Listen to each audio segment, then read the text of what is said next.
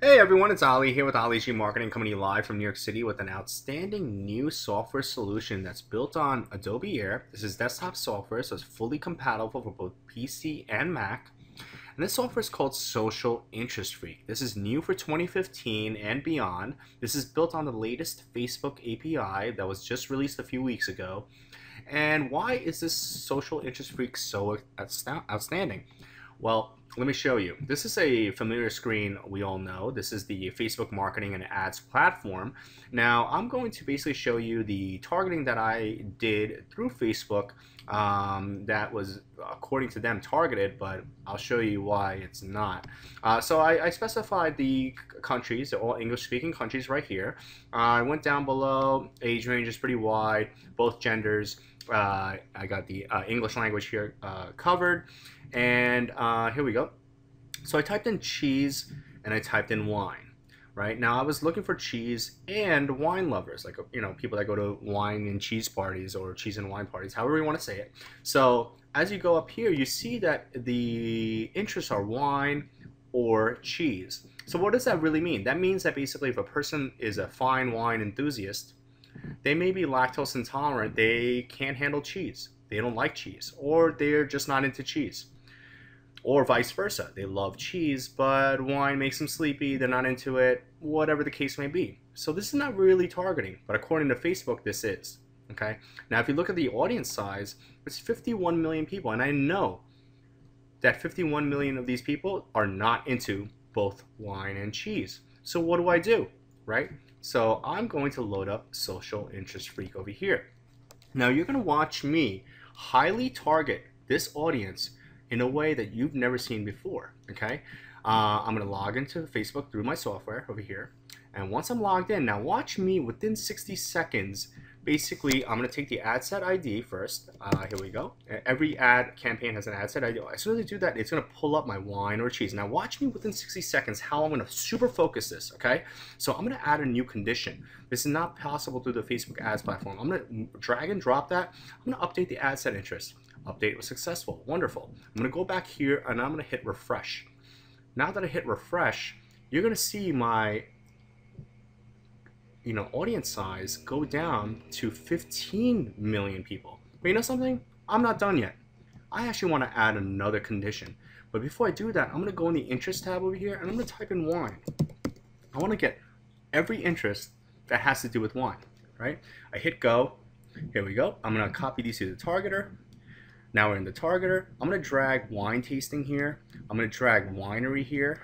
I'm going to drag and drop wine bar here. Oh, food and wine. I'm going to drag and drop that over there. And I'm going to drag and drop wine cellar over here. I'm going to hit update ad set interest. Update was successful. Hopefully somebody timed me. That was all within 60 seconds. I'm going to hit refresh. And look at this audience size. It went down from 51 million people that Facebook said was targeted down to 7.4 million people. Now, why is that? Well, basically, if you look at the interests, they're all the same. The English-speaking countries, that's all the same. Wine, and not or cheese, but it's and cheese, and food and wine, or winery, or wine bar, or wine tasting, or wine cellar. Now, because of me just using Social Interest Freak, I got this down to 7.4 million people. Now, every Facebook ads guru or marketing guru will always say that you want your audience size to be between 5 and 10 million people. This is a highly, highly focused audience. Okay, if I was doing some sort of campaign for some sort of wine and cheese club where everybody got a wine or cheese every month and they signed up, there was a monthly membership. Or I wanted to do a Teespring campaign, a t-shirt online campaign where everybody got this really customized t-shirt that explained their, what they like, which is wine and cheese, right? So this is highly, highly effective. Now, I didn't even get into, this is all the drag and drops I've done over here, but I didn't even get into the other tabs. As you can see, there's a demographics tab. I could even target further by the school they went to, the education level, their employer, or even their job title. Check this out, behaviors. I press get behaviors. These are all the behaviors that Facebook knows about of their online audience, of their online users. Facebook, people that have actually made Facebook payments, meaning that they spent money online. I think that's a very important behavior to know. I can filter this and make this by audience size, and let's see, I'll go down over here and I got, oh, people that played cricket in 2015, people that played baseball. You know, the possibilities are really endless. I mean, look at all these. Oh, look, I see cheese over here. Wow. You know, like that's the behavior that I would want to be targeting. You know, all I got to do is copy it to the targeter, and now it's in the targeter. All these behaviors are now in there. Now I can drag and drop it. Advanced targets. If I go over here, if I type in net worth, let's say go. I was selling something super high ticket. Let's just say I was selling, you know, something very expensive. I'd want to target people that apparently have a net worth of over 2 million, over 1 million, over 500,000. Look at how many people there are.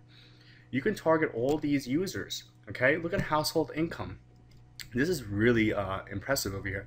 Facebook users with a household income of over 500,000. There's approximately a little more than 2 million Facebook users with that, you know, with that criteria, okay? This is highly, highly powerful.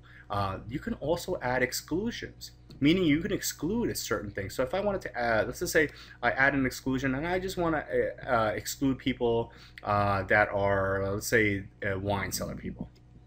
Now I have excluded. I hit update ad set interest, and everything is updated accordingly. As you'll see over here, if I hit refresh, everything in my Facebook ad campaign will reflect the changes that I made. See, now look at this. Everything's the same, excluding wine cellar, including wine and cheese and all these other interests in that condition, okay? Look at my audience size. You got even smaller, 6.7 million people, okay?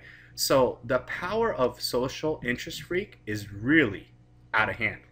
I hope everyone understands the power of this, because everyone knows that Facebook is multi-niche. There's people of all walks of life from every corner of the planet on Facebook. This is the most effective social media platform to advertise on, and now you have social interest freak as part of your arsenal. The possibilities are really endless, whether you're doing affiliate marketing, Amazon, you're doing Teespring t-shirt campaigns, you're selling a product or service of your own, or really anything your heart desires. So I hope everyone understands how powerful social interest freak is. Everyone should